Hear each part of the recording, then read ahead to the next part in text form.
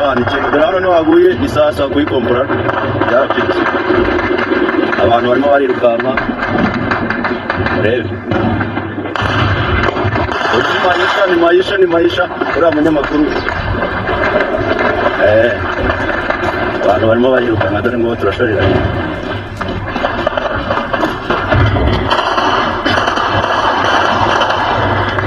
Hano inguma imeze nabi kabisa.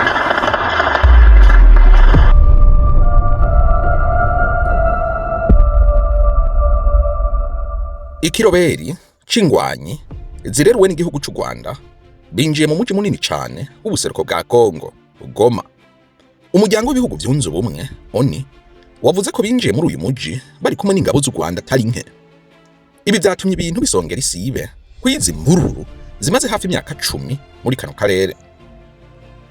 Ugushira hamwe ku biroberi birongowe hanini n'umugwi witwaje ibigwanisho vya kinyamwuga M23 waza wamaze gutangaza ko wamaze kwigarurira uyu muji uri ku nkengera y'ikiyaga Kivu. Uyu muji usanzwe ubamwe abantu barenga miliyoni 2, uburuhukiro bw'impunzi zo mu karere n'imigwi myinshi y'imfashanyo neza hafi y'umupaka w'u Rwanda waheruka kwifatirwa na M23 mu 2012. Corneille Nangaa, umukuru w'irihuriro ry'izi nyeshamba bitiriye uruzi runini cyane rwa Congo River Alliance canke AFC mu ncamake. Uyu Nangaa akaba yigeze kuba kuriye komisiyo yigenga ishinzwe amatora muri leta iharanira demokarasi ya Congo canke CENI mu ncamake. Yabwiye ikimenyesha amakuru c'abongereza Reuters kumuhinga mu uyu wa mbere uheze k'ingabo ziwe zigenzura uyu muji wose wa Goma. Gusa yamara ivyo yavuze ntivyashoboye kugenzurwa neza ngo vyemegwe n'uruhande rwigenga. Uravye ku bintu bihagaze ubu hagati y'amajwi y'ibisasu bituragurika, ibigwanisho bikomeye n'amasasu yadumagiri ku muzi wose.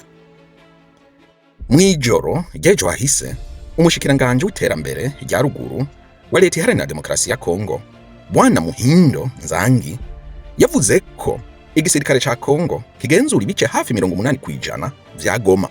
Hama ingabo z'u Rwanda zikagenzura imicungararo imwe cane hafi y'inyuma y'umupaka ibi bihugu bihana. Gusa yamara uwundi mutegetsi yasabye kutimenyekanisha izina kubera ko ibintu bihagaze ubu. Mbere n'amakuru atandukanye ava muri M23 bose bavuga ko M23 igenzura ibice hejuru ya 90% vya Goma. Inkuru ivuye muri MONUSCO yaragize iti hariho imifuko yo kugwanya ikomeye cyane. Mbere n'ingabo zacu ziriko ziraraswa ko bikomeye ku kibuga c'indege, mbere no ku birindiro vyacu byo kubungabunga amahoro. M23 kari kuwa mbere yari yavuze ko yaze yamaze gufata ibiro vy'itangaza amakuru y'igihugu muri Goma, kandi abakozi babiri baremeje aya makuru. Hatoya yaho ayandi makuru yavuye mu ngabo za Kongo yaje avuga ko baza bamaze kubohora ibi biro biri strategique cyane kandi biri hafi y'ikibuga c'indege. Mu kiganiro cabereye i New York muri leta zunze ubumwe za Amerika, umuyobozi mukuru w'umuryango w'ibihugu byunze ubumwe muri Kongo Bwana Bruno Remarque yabwiye abamenyesha amakuru k'ingwano ikibandanya. Umukuru ashinzwe kubungabunga amahoro muri ONU Bwana Jean-Pierre Lacroix nawe yaragize ati ubu ntavyo kwibaza nimba hari ingabo z'u Rwanda muri Goma mu gufasha M23, gusa biragoye kumenya umubare wazo neza. Umusivile w'umunyegoma yabwiye Reuters ko yiboneye neza abagabo bambaye inyambaro z'igisirikare cy'u Rwanda mw'ibarabara rya Goma. Yaragize ati ku mugoroba nko mu masaha 12 narasohotse kuraba uko ibintu bimeze hanze, mbona neza abasoda bambaye impuzu nshasha z'igisirikare cy'u Rwanda. Bwana Greg Ram akurishira hamwe ryo gutabara abana Save the Children Humanitarian Organization muri Kongo yabwiye abamenyesha amakuru agira ati mu gihe icari cyo cyose wumva inkuru zivuga ko amakaritiye atuje ari impore, hama kandi kanya gato ukumva amasasu na za bombe biri kubituragurika. Ubutegetsi bwa Kongo bwagiriza u Rwanda kurungika ingabo zarwo muri aka karere, mu gihe u Rwanda ruvuga ko ingwano hafi y'umupaka zibangamiye umutekano warwo. Vyongeye kandi igisirikare cy'u Rwanda camenyesheje ko abenegihugu bacu 5 bahitanywe n'ibisasu by'ingabo za Kongo, binakomeretsa abandi 26 hafi y'igisagara ca Rubavu imbere y'umupaka. Ingabo za Kongo zihagaze ku gasozi Goma, bivugwa ko ariho rino zina ry'uyu muji wa Goma rikomoka. Bararasanye n'ingabo z'u Rwanda ku rundi ruhande rw'umupaka mu muji wa Gisenyi. Amakuru ya ONU yaravyemeje. Ayandi makuru ya Reuters avuga ko yabonye abantu atari bake biruka bahunga no muji. Mu kimenyetso ca mbere c'abasivile bapfuye muri izi ngwano, Save the Children ivuga ko igisasu giturika caguye ku ikambi icumbikiye abateshejwe izabo muri Goma, kandi umuriro w'ibigwanisho waguye ku bitaro by'abavyeyi bibungenze, vyica abatari bake harimo n'impinja n'abagore bibungenze.